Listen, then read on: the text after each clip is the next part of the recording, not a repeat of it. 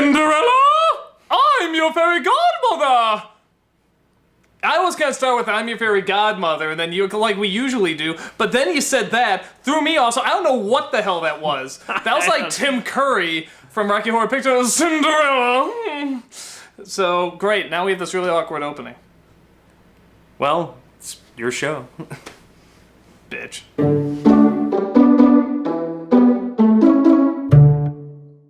Cinderella, or Ella, as we're now told was her real name the whole time. Don't I feel like an ass? I was calling her Cinderella. It turns out that's an insult. It's actually Cinder T. Ella. Cinder T. Ella, and name. I forgot her middle name, so I feel like a dick. But And it's Cinderella, not Cinderella. I've been pronouncing it wrong. Well, that's just one of the many changes that happens in the updated Disney version of the classic fairy tale. We'll probably be putting a lot of things in comments. Yes. You know the story. It's spoiler. We will say spoiler alert now, as if it frickin' matters. It's kind of like finding out the ship sinks in Titanic. You know, it's just some stuff you kind of. We will talk about the movie, including its supposed twists. Like I said, you know the story. It's based on the fairy tale that Disney helped make even more popular and sort of almost copyrighted in its way because it's just so insanely popular. I had no desire to see this movie originally. Did you? No. But my wife we wanted got to wives, haha! so we went and so marriage happy. is a wonderful thing, isn't that right, Doug? Isn't that right? So, but here's the thing that we should probably make very clear, because it did kind of get a conversation with us going, okay, you saw it first, I didn't want to see it, I wasn't going to do a sibling rivalry, you're like, dude, you gotta see this. Son of a bitch! And I was like, are you really getting mad about Cinderella? You're like, yeah, you just gotta go see it. And I saw parts of it. I was honest though, and I said there were parts of it that were also really good on the technical side of things. So you just really wanted to get feedback, but something we both agreed on before we even start this, which is probably just good to know. The Disney Cinderella, not talking about the original fairy tale, we're talking about the Disney Cinderella, the anime version. While not the best or most empowering or anything, I think we both kind of feel gets a bit of a bum rap.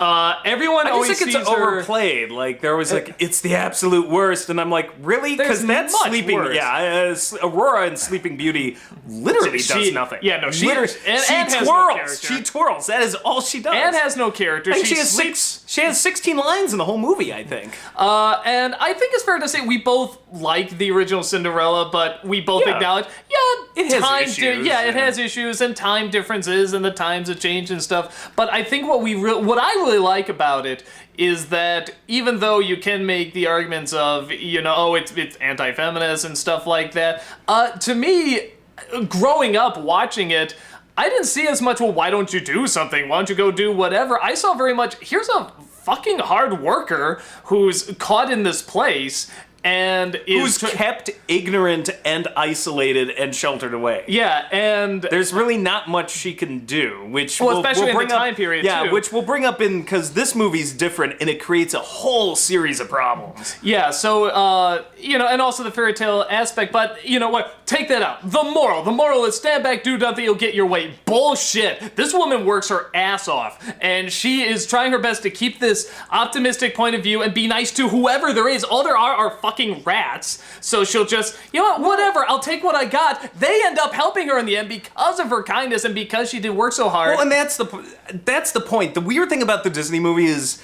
the original animated film is that it's just as much about the rats' reaction to her.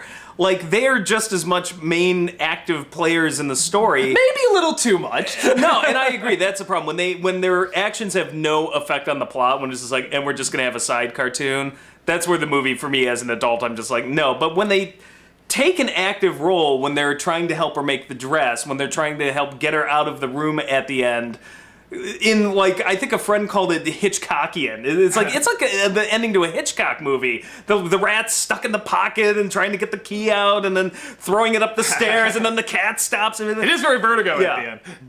It gets really crazy, and so much of that movie, there's this weird, like, upstairs-downstairs dynamic of, like, if you treat the rats almost like they're fellow servants in the house, because that's almost what they're played off as. basically, you've got the stepmother and the two stepsisters and the cat. That's its own universe, and then there's Cinderella and the rats. I love and how we were just going off just a brief summary of the movie, and okay, here is the class diversifying of the look rats at it. and the cats. Look at it. Cinderella and the rats are in their own caste system, and really the rats are lower than Cinderella. What does she do? She doesn't treat them like crap like the stepmother's doing to Cinderella. Or the cat or anything. No, yeah. That's the thing. She saves the rats. She saves like the civilization of people. No, she saves, like, when you start putting it together, she saves Gus in the beginning.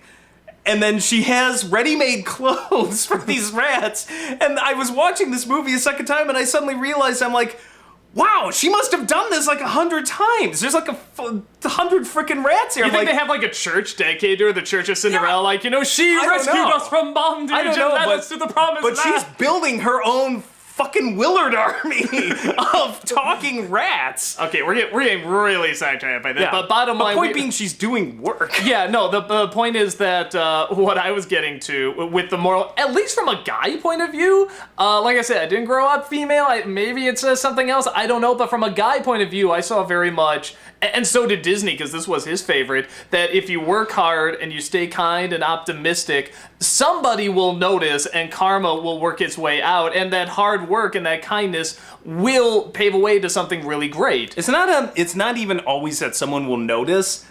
She wants to get out as well, which I think is something we're going to have to talk about. Yeah, we'll get to. But from now, logically, does the prince have any character? No. Is there too much focus on the mice? Yes. Is there, does the fairy godmother make any sense in this movie? No, but she doesn't in any version. But the same way I think like Wizard of Oz works. I don't think it operates. It's a fairy tale, very much so, and I don't think it operates on logic. I think it operates on emotion. And emotionally, I think not only is the character there, not the best, but she's still someone. She'll get angry if someone goes across the floor, and she'll lose her temper, and she'll break down when all hope is gone.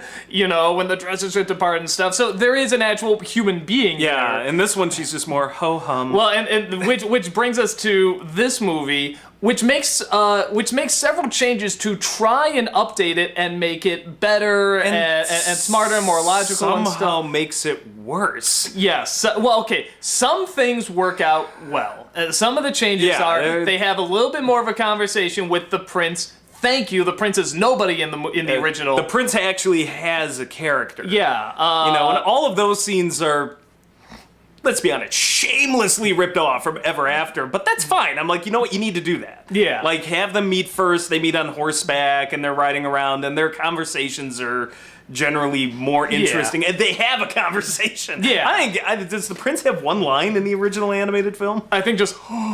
Yeah. So yes, so it is. Like, that's it, nothing. So that's a good attempt. That's a good attempt. There's attempts at adding a little bit more of, like, why she's still stuck there and how, sort of the hierarchy of, like, a prince has to marry a princess, not a servant girl or whatever she is.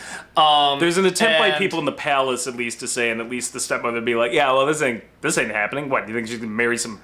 He's gonna marry some peasant girl? So they tried really hard to try and make this, I don't want to say more PC, but try to make a little bit more sense out of the morals that Disney has really been cursed for, like, demonizing girls with and stuff like that, which a whole other conversation. But the whole moral itself is simply be kind, have courage. Yes, well, and we'll get to that in a second too. So for me, a lot of these, about half of these changes, I think are clever. I think are pretty smart. The other half, ironically, by trying to update it and make it more equal and make it more logical, it actually makes less sense because they're forgetting it's a fairy tale, and when you're trying to bring in this logic and balance it out, you're noticing all these other things that don't make sense about it, obviously, because it's a fairy tale. And a lot of that comes around the biggest problem to me, which is Cinderella, who is not interesting in this, has little to no character, just Way, smiles honestly, and less goes, compelling. "La-di-da." Yeah, no, less compelling than in the animated version where she didn't Yes. have a lot of character. Yeah, I mean, by comparison, this is the thing. Whether you like or dislike the animated Cinderella, I understand either. Like, we're not gonna act like we don't see the arguments against it, but it's that movie has a lot of problems. Yeah, but when I was watching it the second time, there were moments where I'm like, fast forward.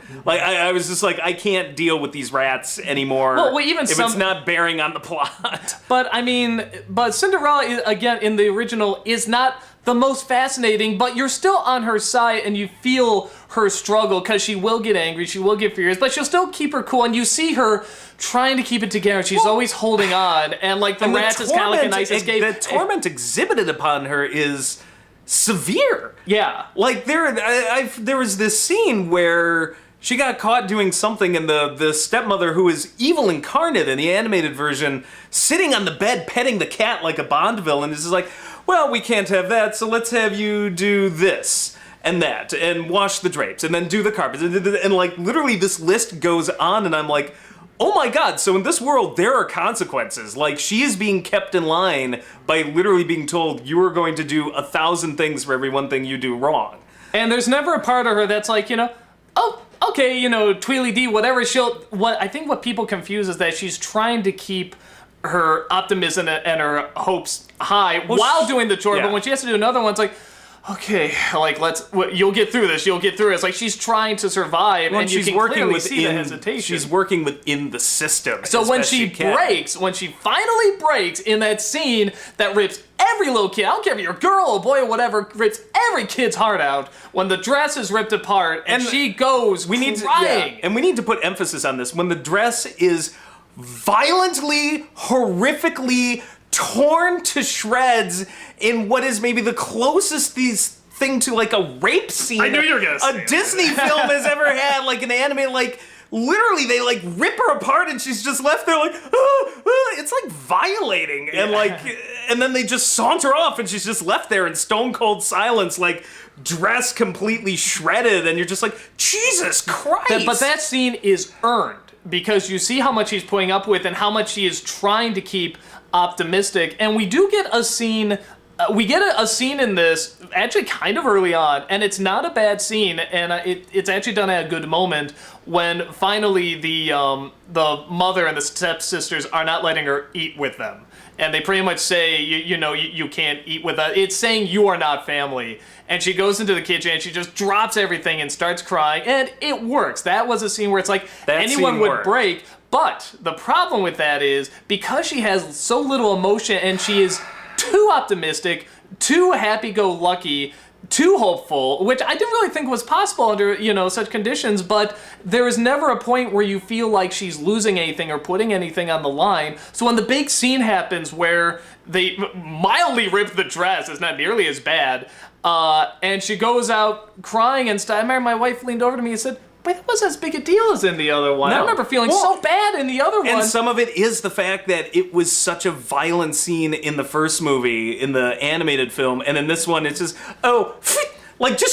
it rips her sleeve off a bit, and a couple others like grab a ribbon or two. And I remember talking to you about this afterwards. I'm like, we've established in this movie that this Cinderella supposedly is like smarter, and so I was like, we've proven in this Cinderella she can ride a horse because she hops on a horse early in the movie. She goes to the village, has friends in the village that they claim she doesn't have. It's just the rats, but then she'll talk to other servants. Sew the freaking dress up? Like, it should take 20 minutes. Hop on the horse and ride there herself. It's a little rip and then another little rip, and it's nowhere near destroying. Instead, she takes she gets a case of the stupid flu and just is like, I don't have courage anymore. And I'm like, you have all the means, woman, to do whatever it is you need to do to get to this ball. This is not like the other one where literally she is left with a piece of cloth just tattered around her. It's like a toga.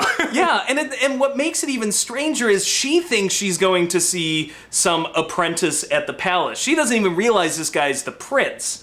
So I'm like, so you could have gone in a dress that you sewed up quickly to see a freaking apprentice. In the other movie, at least, I'm like, well, she's seeing a prince. Mm-hmm. They won't let her in. Yeah, they won't let her in looking like that, but she just... Well, and here's the thing, too, is that I can already hear what a lot of you are thinking right now. It's a fucking fairy tale, come on. But this movie really tries to go out of its way to, like I said, add more logic and add more reason. And in some movies and retellings, it can work. I think Frozen, it works very well. I think that was a good balance. Frozen was pretty good. The Ever After was good. I mean, Ever After is wonderful. That's the exact opposite. If you want of with this. the if you its want silliness with this, is that it's so postmodern feminist message crammed into medieval times, but it's at least still, there's character. Yeah, like, there's it's an so actual entertaining character. and it's so much fun, and I wanted to know where it was gonna go. Yeah. Well, and you felt the emotions of these characters because she's interesting. The characters are interesting. Some of the characters in this are interesting. The prince isn't that bad. The king is wonderful.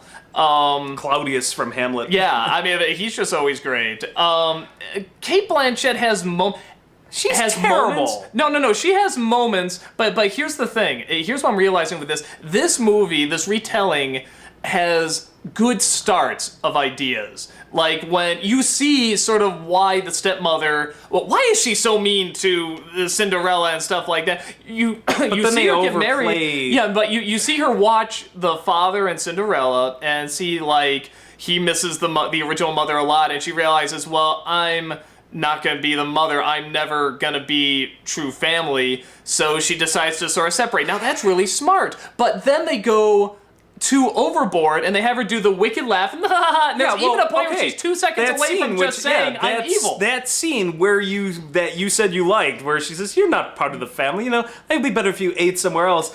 That scene is completely ruined because after Cinderella leaves, like, I swear to God, Kate Blanchett just is there and she's like, oh!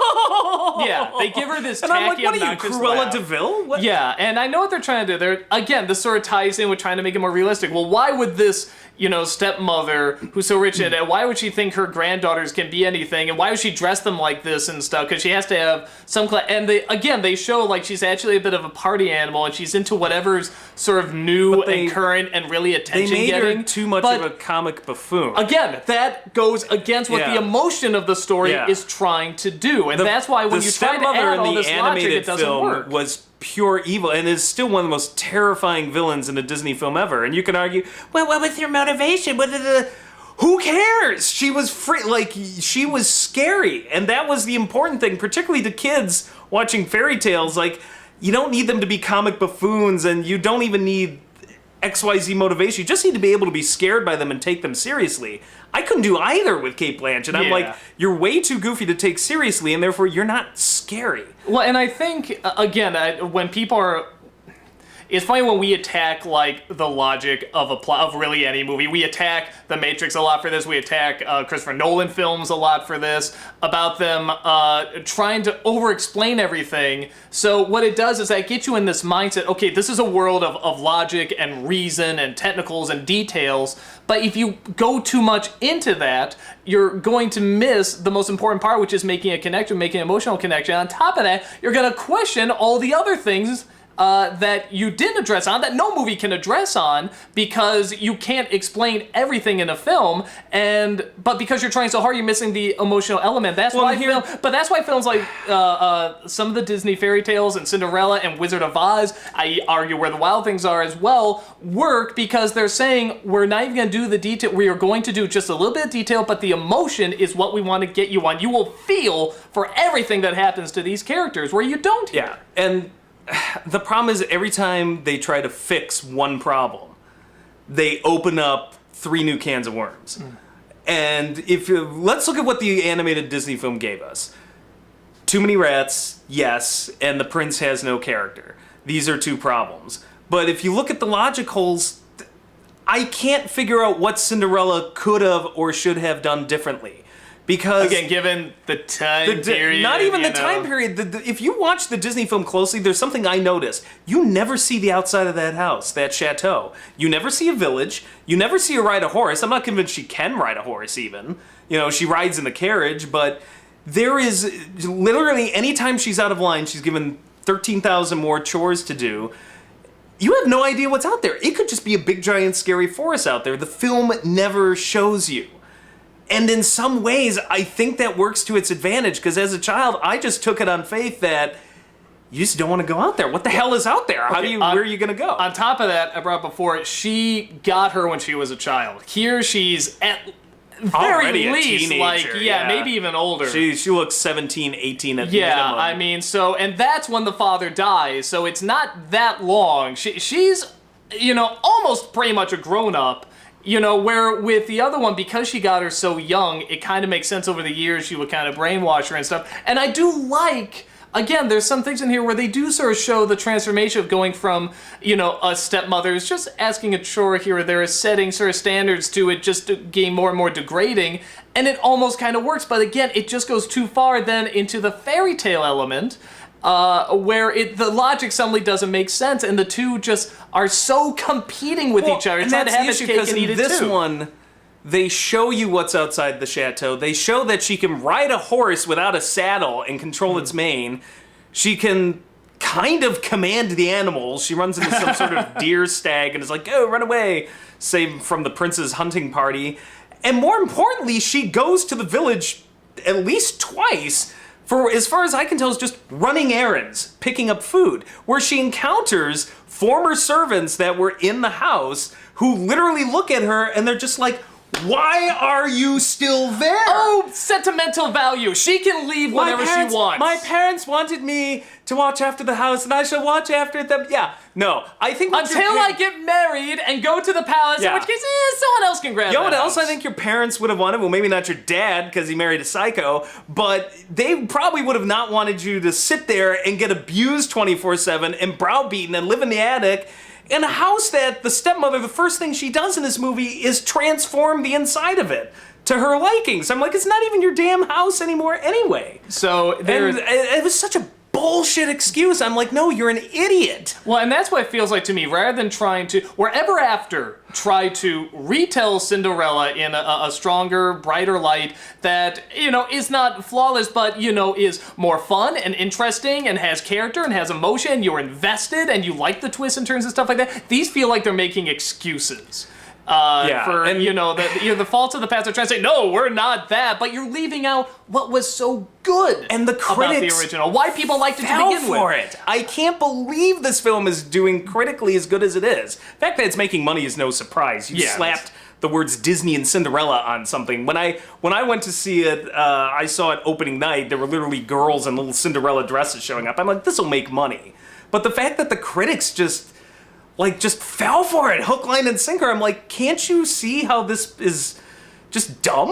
The first 10 minutes of this might be the most insufferable, painful I've sat through a movie in a long time. Now, granted, I try to avoid bad movies, but this is like, oh my god, I don't know if I'm going to be able to get through Care this. Bears look like Requiem for a Dream. I really thought, oh my god, I'm not gonna be able to get through this. Like, this is too bad, and it gets better, thank God. So just if you're dragged to this movie and you see the first 10 minutes, just take a breath. It'll get better, because it is the most sugar-coated bullshit. I mean, like, kindergarten bullshit. Haley Atwell, Agent fucking Carter, who I love. She was great in Captain America. She was great in Agent Carter.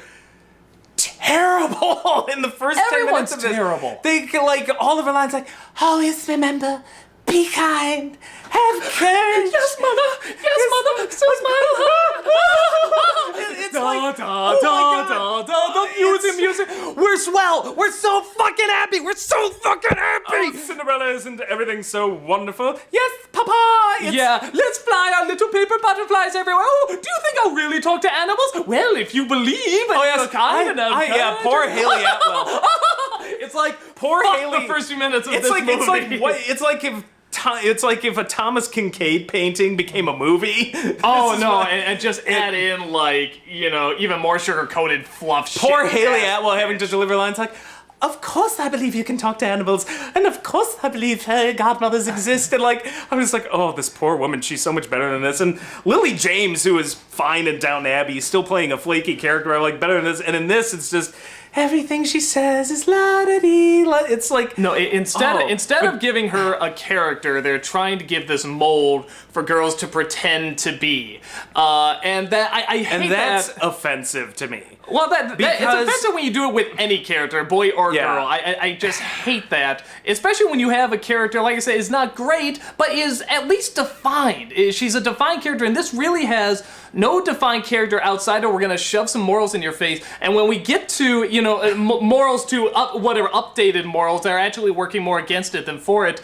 And when it got to the scene where they're at the ball, there she is. She has the carriage and she has the dress and everything. Everything looks wonderful, and they really take their time to have her soak it up and really enjoy it. And I was saying to myself, I feel nothing for her. I wish I did. And I was saying to myself, what if Anna was here? What if Elsa was here? What if Belle was here? What if Tiana was here? I would totally be emotionally invested, but I'll tell you not. what, it's because she didn't. Nothing in this film was earned. She didn't earn it, and you could argue, what did Cinderella do in the animated version? Well, okay, she tried to make the dress herself, and then they made her go back to work, so the rats did it, but it wasn't even about that. It's that the violation of ripping the dress apart was so horrific that at least you felt when she was getting the happiness at the ball that it was somehow earned. And in this, there's no emphasis.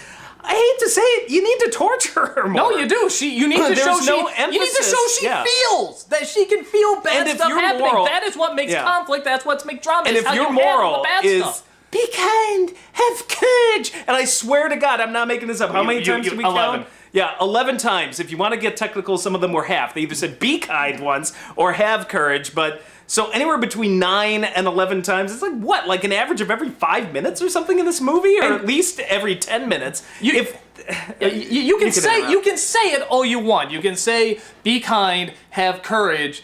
But you know what? The original didn't need to say it. She just did it.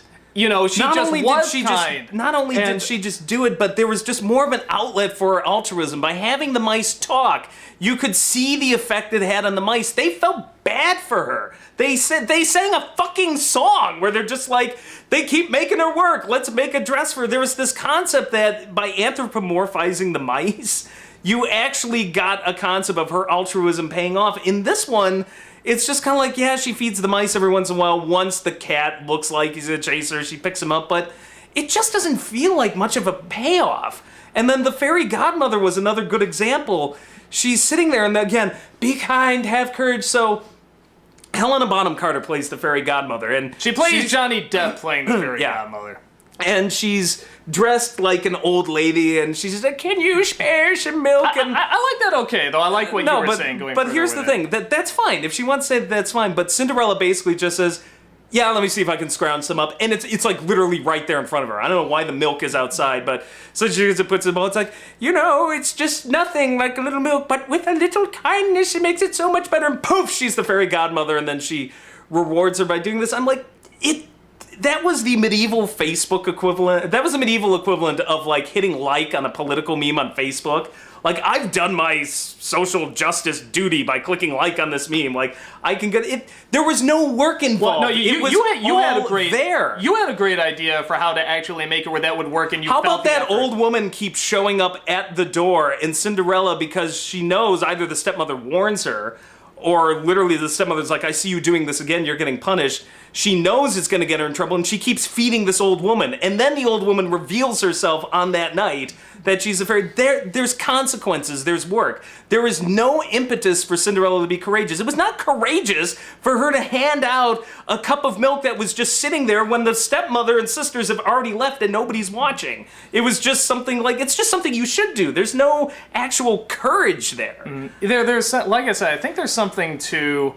and maybe this does have to do with... There's an interesting conflict going on. Maybe it's always been going on, I don't know, between saying a moral and just acting out a moral, or anything, or saying an emotion and acting out an emotion, and, and both of those trying to feel it. And I think some films, like, I do think of this, and I do think of, like, the Christopher Nolan stuff and everything, if they just say it, that doesn't make it so. You have to actually have the character experience it and feel it. And you never felt she felt anything because she was just too happy and too, cheerful and stuff. And then there's the one scene where she broke down and cried after. That was effective, very quick, very rushed, not a big deal, really. I mean, in the grand scheme of everything that happens in the movie, everything else, she's just so happy and just chill, just smiling, just smiling. I don't care. And it actually feels kind of like you said, even more offensive that she's. I found it very offensive, because, very like you said, in the original, she's clearly not happy being in that spot, but you can tell she's just trying to make the best of it.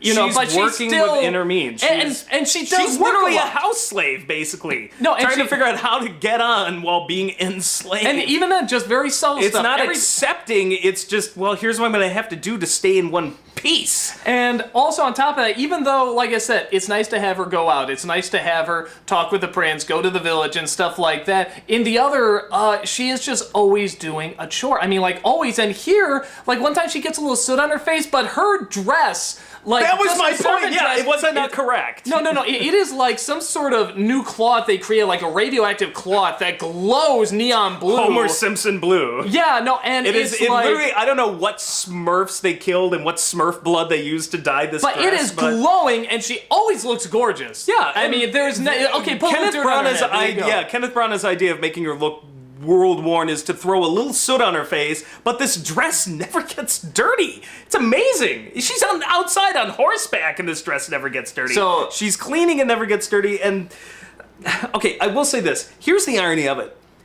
I don't have a problem with be kind, have courage as being immoral. And I think there's this mistake nowadays. I think a lot of times characters that have feminine traits get downplayed as oh, well, that's not a real empowered female because they're using kindness. And, I don't care about that. Seriously, they don't all have to be Sarah Connor or Arya Stark or Drew Barrymore in Ever After or Ripley or something waving a gun around or a sword, but you need some sort of outlet and payoff for that moral. And if you're gonna keep saying be kind, do something with that. I thought it would have been better to have the villagers try to help Cinderella out because she was kind to them earlier, or play them up. Throwing it to the mice that you're not making talking anymore, it doesn't work now in the update. And the courage, there's just no courage on her part anywhere in this movie. The only thing I could see is maybe it takes courage to forgive. I mean, which is, okay. Yeah, but then the movie still had it. See, that's a case where the movie had its cake and ate it too. Because I forgive you, mother, and then it's just even though they were forgiven, they still left the kingdom and never returned. I'm well, and I guess that worked out, didn't it? But the thing about the no courage is, and this is what offended me the most. Is I'm okay, I can look at the first half of the movie and even the fairy godmother, it's okay, there's not much of an outlet, whatever. But there is this scene where it's announced she's in the village again, and it's announced, hey, whoever was at the ball that the prince recognizes, she comes and he'll marry her. And so Cinderella automatically is score! So she hops on the horse, rides back, goes into the attic. I'm not sure why. Maybe just to change her dress up a little. The slipper's up there, right? And I guess the mother has. Okay, yeah, I guess the slipper's up there. Though, why does she need the slipper? The prince would recognize her instantly. He saw her when she wasn't all dolled up. So maybe he never. I think it is kind of emphasized the story as kind of a foot fetishist. Dream come true. So maybe he just always looked at she was I'm sorry, I have a thing. I just have a thing. I need the shoe. Oh, you have a face. Not without the shoe. Yeah. So she goes back and probably the only really good Cate Blanchett scene and good reveal, the stepmother's already waiting there with the slipper in hand. And it was the only time in the movie I felt that she was legitimately threatening. And she's where did you get it? Did you steal it? This and that. And Cinderella's just yeah, it was given to me. She makes up kind of a quasi-lie, basically. The old Ben Kenobi trick. Well, what I said was true from a certain point of view. So basically the mother says, okay, all right, okay. And then here's what we're going to do. You're going to go with this slipper, and I'm going to go with you. And because no one will believe that some peasant girl, So I'm going to introduce you, and basically make up some sort of lie, and then you're gonna marry the prince, and then we're gonna marry off my 2 idiot daughters to a couple of lords, and then I am going to run your lives as the head of the household. Now, if you were in that situation, what would you do? What were the kids at your screening saying they would do?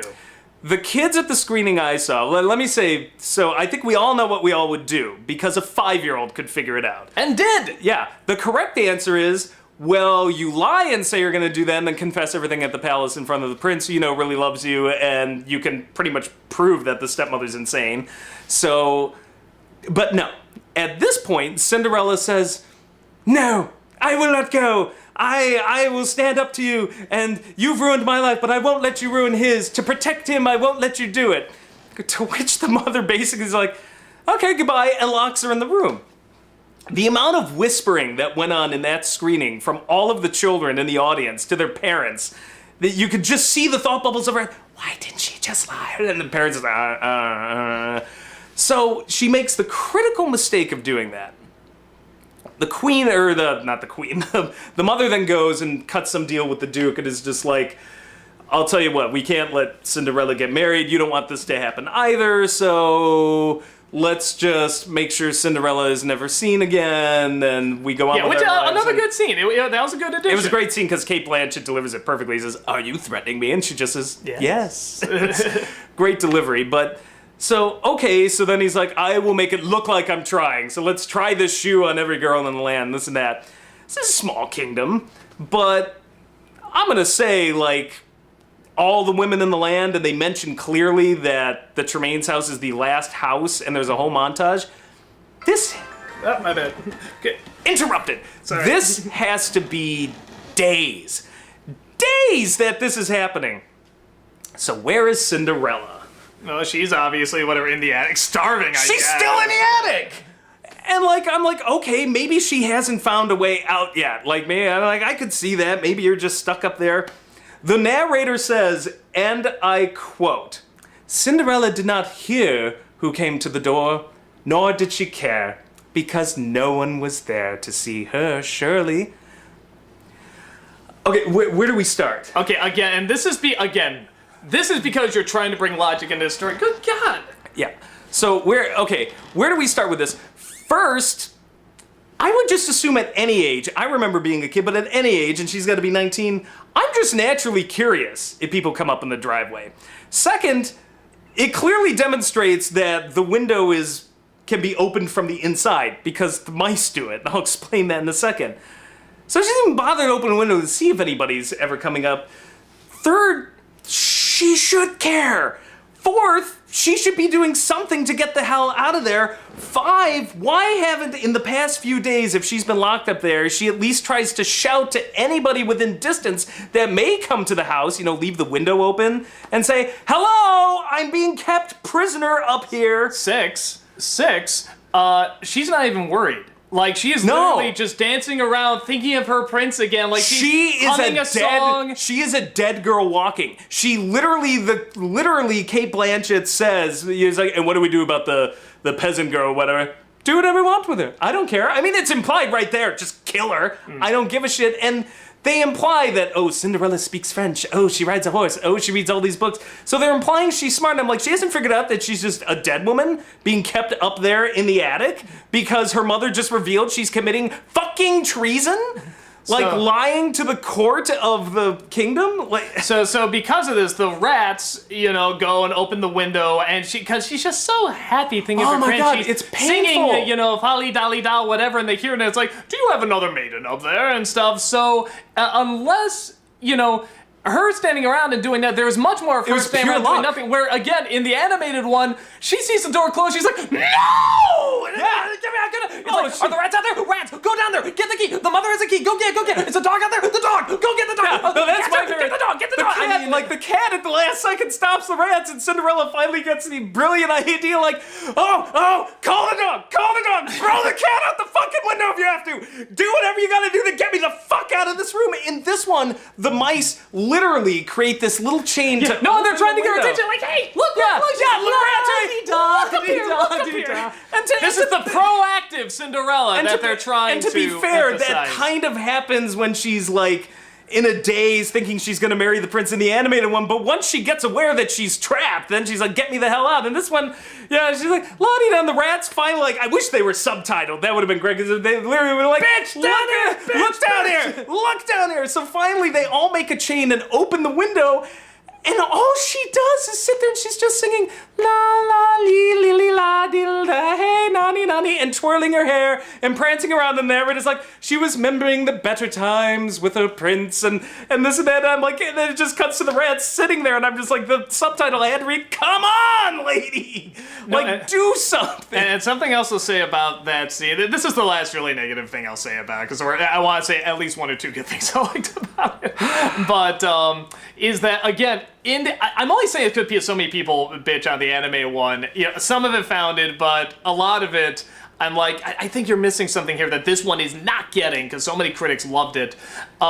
Which is that, you know, if you're thinking like, oh, well, she can't lie, you know, say like, oh yeah, I'll do that, stepmother, and then... But she did! No. When she said it was given to me, it was a lie from a certain point of So view. it's already one lie, but two, in the animated one, you know, when she hears that the prince is coming, gonna try to shoe on everybody, she's already working out. They're like, you know, what are you doing, dummy? We gotta get dressed. And she's like, she's holding their clothes like, oh yeah, you're right. Here, hold that. And she's already walking off, not telling them what she knows. She knows what she's gonna do. She's like, oh yeah, the second this comes here, I got the slipper. I know what I'm doing. Which, by the way, was another thing, is like, she finally gets let out in the animated film, and she comes down and she's like, wait!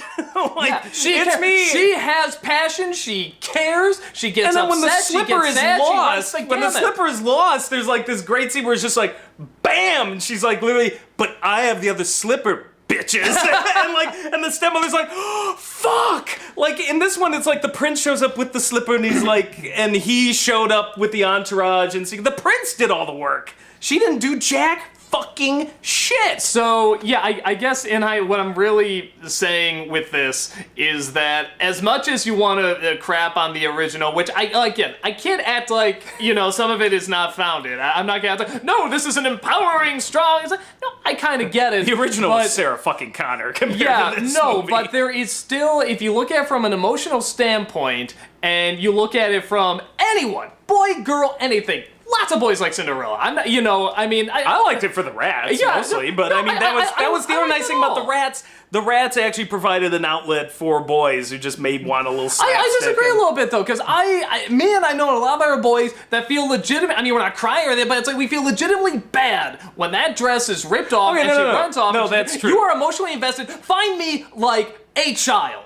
A friggin' child. Now you know there's gonna be one out there, but you know, when that scene happened, if they show on the big screen the anime one where it's ripped apart and she goes out crying, you will hear a dozen kids crying. You will hear nobody cry in the audience. I agree. When she's crying in this, you are not emotionally invested. And the song afterward is about, I'm like, you know, and there may be some boys out there who watch the whole thing through and love the whole thing. Like, I'm more talking about that. Okay, the scene where she's dancing with the prince and the whole this is love. Whatever, yeah. I fast, like, even as a child, didn't we fast forward? Oh yeah, always. I don't ever remember seeing that whole. Yeah, exactly. You know. But honestly, again, this is I'm saying the movie. There's no emotion there. It's like, oh, I'm in love, and that is a fault with the movie. But even here, trying to do the chemistry and trying to make it more realistic and more ethical and stuff, it is still just like a 3-4 day romance. I guess my point is, I feel like the animated film could be tailored to boys and girls. Like, it was kind of a little something for everybody. This one, the way it was shot, and like the focus, like we should talk briefly about the dress transformation scene. Like, I remember the original, and it was Disney said it was his favorite scene in the movie, but like,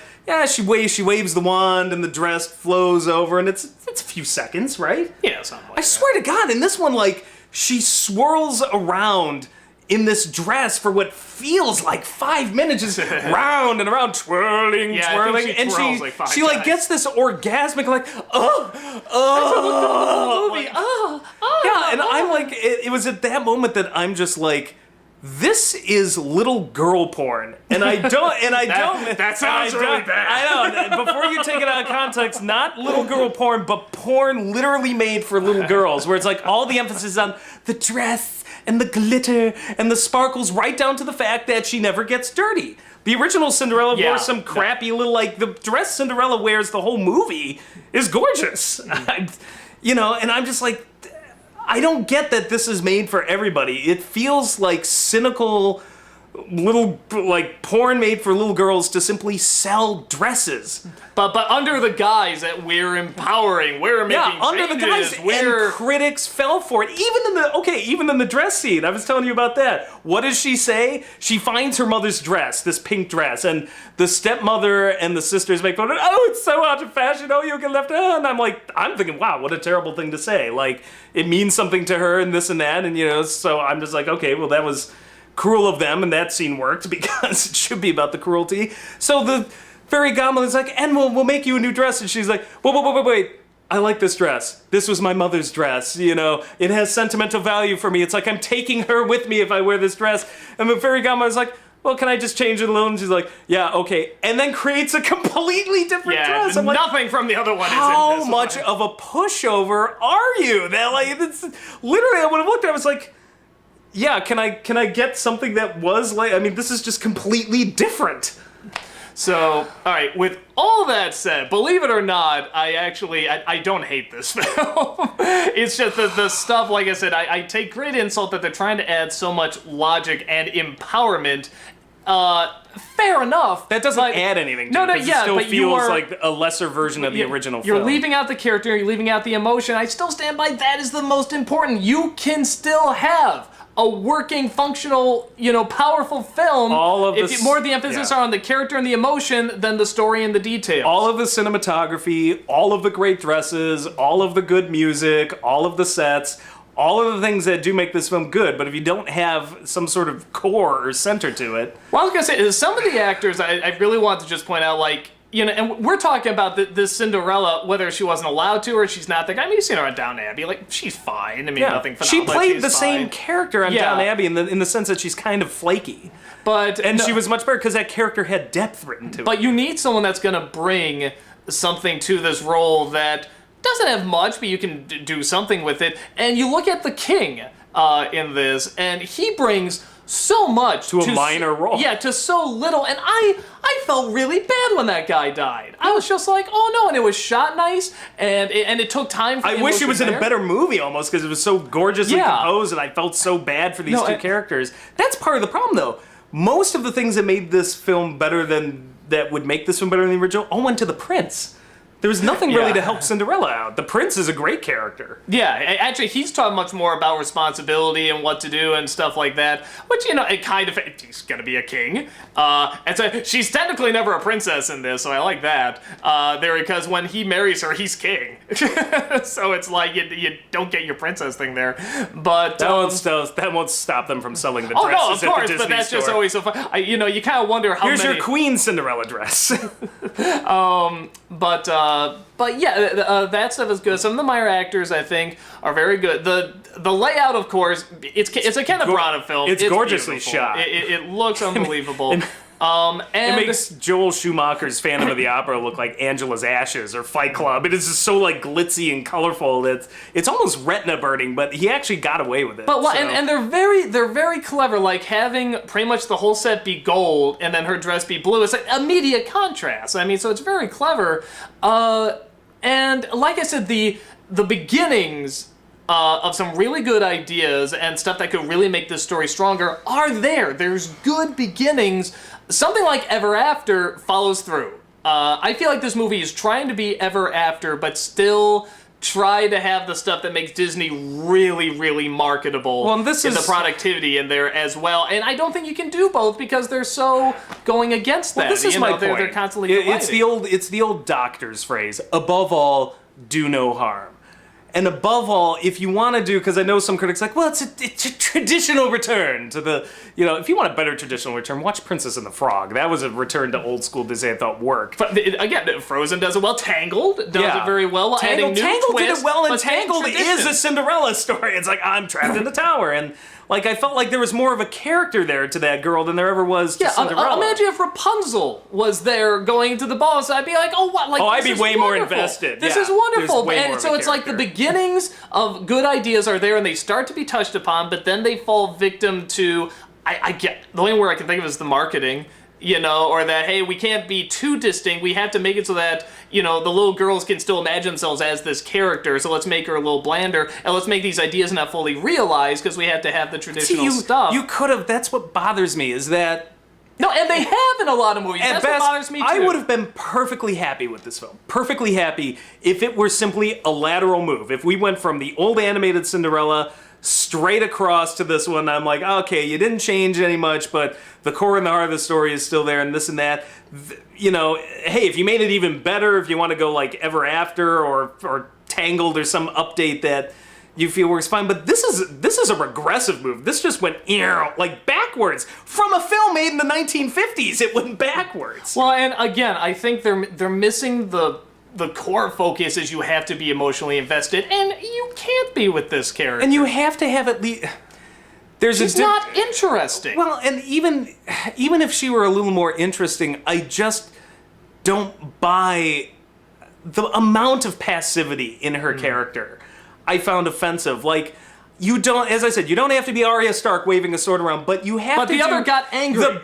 Not even just angry, but you just have to do the bare minimum, like open a window. Like, that doesn't seem like too much to ask for in a female character, to just care enough to be aware of your surroundings. Like, that's not a lot to ask of a female character. I don't need some postmodern feminist interpretation. I need somebody who can at least be like, maybe I should open a door and at least shout for help. That's the thing. It's like, she's not even a damsel in distress. She's just a damsel. Damsel in distress implies that they feel they're in distress. You think Belle has Stockholm Syndrome? Some people argue Belle has Stockholm Syndrome. Man, this one's just crazy. She's just like, and I've been locked in here for days, and I'm gonna dance. La-da-dee! Like, you're insane. I think this film, overall, I think it has good setups, actually wonderful setups, both visually and even in some of the setups of the story and the characters they're set up, they are not pushed all the way through, and they stop halfway. A movie at best. Yeah, and I think because of that, unlike the original that had definitely things wrong with it, and things that you can really be like, that's a big problem, and fair enough, but it did follow all the way through with, a lot of very important elements, and that's why kids, even though there are things that you could argue are not good lessons, are still going to be watching that and not this one, because it did go all the way and you were emotionally invested. And as I always say, I mean, it's like, people know, they grow up and they know it's a fairy tale, but they remember the emotional attachment. Yeah. And the original one's moral was based on kindness and some aspect of courage, but in the original, she was just really ignorant and kept that way. So all she literally had was kindness and courage. They made this one smarter, and she never uses that intelligence for anything. Like, anything. And I'm like, okay, so your moral is when faced with impossible situations, don't use your intelligence or whatever book smarts you may have gleaned or, some sort of savviness working in the bowels of this house. It's just sit there and take it. And maybe by pure luck, your kindness and compassion will save you. That works if you're ignorant and have nothing. But if you have the means to do something, good Lord. And that's why, to me, it's offensive. Because I could tell, I've got nieces and nephews, and I could show them the animated film and be like, see, if you're kind to those around you, in this case it was the rats, but if you work hard, if you're kind, then maybe your friends will help you pay it forward. It doesn't always work that way. Some people will betray you, some people be jerks, but, she helped all these mice out. She, was kind and tried to work within it. And when trapped in a room, if somebody locks you in a room, kids, you bang on the door and you scream. Get out! And you try to get out. Ever After, it's like, you see, kids, if you work hard and you study books and, you try to become your own person and you at least have some sense of street smarts, you may be able to bust your way out of a situation at the end. And, maybe you can impress a guy by having a brain. This one, I just see, kids, if you're locked in a room and are being abused and threatened to be killed, just sit there. But they say be kind and have courage. Well, okay, what does that mean? I don't know. I just heard the words a lot. Just sit there. Really, it just condones abuse. That's the weird thing, because at least the previous Cinderella was like, oh, hell no, you ain't locking me. Fuck this. This one just, la-da-dee, I'll think of happier times. Even Belle left. Yeah. When she had a chance to leave, she left. Yeah, even Belle tried to leave. it's just offensive. Like, it really offends me. And the fact that so many critics fell for this hook, line, and sinker, just, I will never get it. Like, this is one of those I'm going to disagree with the majority of critics on until my dying day. I think I would have liked it fine if they did one of two things. No, actually, the first one is a must. You have to make her interesting. I don't... truth be told, every character, every person's going to have flaws, and they're going to be different. Not everyone, you said, has to be Sarah Connor, has to be Ripley. No. You know, but you they have should to be... like, have some interest in their station in the world. You should like... Mere childhood curiosity is better than what Cinderella does in this film. But you should make something distinct. You should like something that is distinct and interesting about them. And second, you had to either go all fairy tale or go all logic, or you have to have a better combination like they did in Tangled, Frozen, Princess and the Frog, and so on and so forth, where it's a good combination. And this one is just, it just doesn't mash up. I appreciate a lot of the visuals. I appreciate what it was trying to do and what a lot of things started off to do, but yeah, it didn't come through for me. I don't think, I don't find it quite as offensive, but I'm not saying don't that. like I don't it. think. I'm not sure it was some sort of conspiracy on the director and screenwriter's part. Like, we're gonna set girl characters back like 100 years with this one. I'm sure they thought they were doing the opposite. I think they thought they were trying. I think by trying to give her token ways to appear smarter. Like, I think they thought they were doing the character a favor, but by not really paying attention to the rest of the script, they actually did a disservice. And it's kind of like when they try to make. It's like when they try to make Lois Lane smarter. It's like, fair enough, but you can't have her always be a damsel in distress then, because like, you know, April O'Neil, I always sort of defend like, hey, look, yeah, she gets captured all the time. That's kind of part of her character. She's a little bit of a doofus and always wants the story, and she's kind of greedy, but that's also kind of her charm. She loves her job, and she's funny, and she's distinct, and, you know, having a ball through it all. Where, I always when thought you it would be make funnier them if smarter, suddenly, no, but when you she would have worked better as a tabloid reporter. Is the only mistake the cartoon made. No, I because always a tabloid she reporter would was. go into any. Yeah. No, but Channel 6 News is highly respected, sir. You take that back. but like in the cartoon, we make Lois Lane smarter and more intelligent. Then she looks really dumb and really when she does dumb things. When she does really dumb things or gets captured, doesn't get herself out of the situation. That is totally. You know, and again, male or female, it's just you make them interesting. You'll forgive a lot more. It just has to be part of the character. Well, and the questionable thing is, I swear to God, there's an interview out there with Kenneth Branagh going, oh yes, no, well in this one she's not a damsel in distress, like in, you know, the other incarnations of movies and this and that. I'm like, did I see the same movie? No, Ever After. Did Kenneth Branagh direct a different film and Disney secretly released another one? Like, or does the mouse have a gun to Branagh, like, just off screen? He's like, yeah, that's it, good, stick to the script.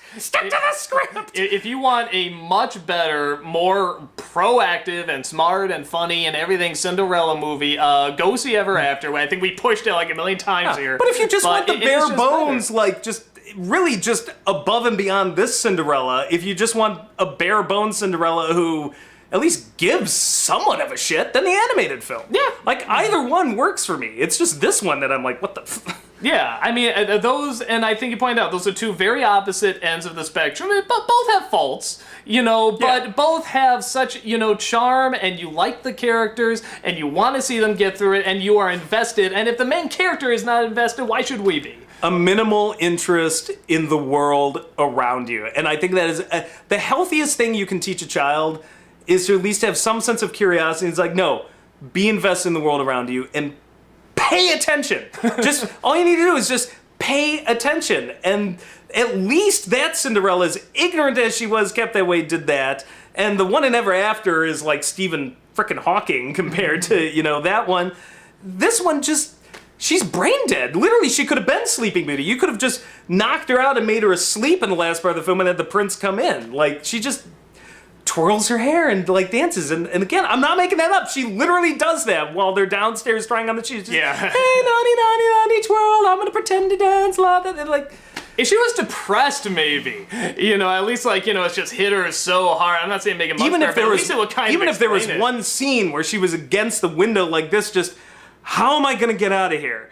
Like, this sucks. Even that. But no, she's happy. No, better time. Her spirit wouldn't be broken, and that's the thing. you can go through life without your spirit being broken while trying to better yourself. Or, let's say, get the hell out of Dodge because your evil stepmother's going to kill you. So, yeah, we've really gone out on this one. Stupid. So, yeah, that's our thoughts. We'll be back. If you like dress porn, by all means see it. It's a very pretty movie. Yeah, and cinematography, And good cinematography and stuff like that. Like if you want anything even resembling, if you want a character even resembling the competence of the first Cinderella, yeah, you're not gonna. Yeah, I didn't find it as bad, but I definitely like the animated one more, and I definitely like Ever After more. But that's not Disney, so it almost no point comparing it. But yeah, so that's our thoughts. Let you know what we think of Tim Burton's Dumbo. No. Yes, that's a thing now.